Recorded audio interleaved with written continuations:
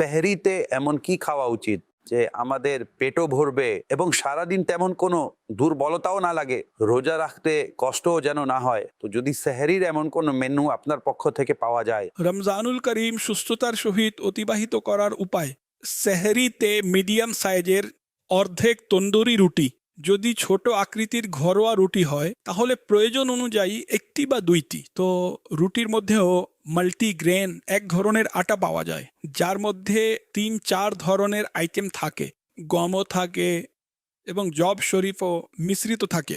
তো এই রুটি অধিক উপকারী, সুগারের রোগীরা খেলেও তাদের জন্য সমস্যা হবে না, পেটকে সেট করবে এবং মোটাও করবে না।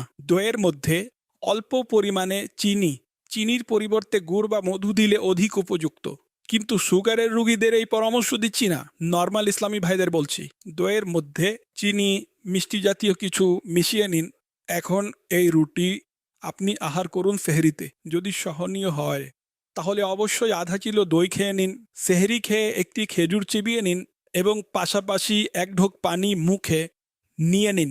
উভয়টি ভালোভাবে নেড়ে চেড়ে মিক্স করে গিলে ফেলুন। এভাবেই একটি একটি করে 3টি খেজুর আহার করুন। ইনশাআল্লাহুল করিম রোজা অবস্থায় সারাদিন পিপাসার কষ্ট থেকে সুরক্ষিত থাকবেন। ইফতারে কমপক্ষে 3টি খেজুর এবং কিছু ফল, মাগরিব ও এশার মাঝে সাধারণ তরকারি দিয়ে রুটি সেহরির পরিমাণ অনুযায়ী খেয়ে নিন। ইনশাআল্লাহুল করিম পুরো রমজানুল মোবারকের মাস সুস্থ থাকবেন এবং তারাবির নামাজ, তিলাওয়াত এবং ইবাদতে মন বসবে।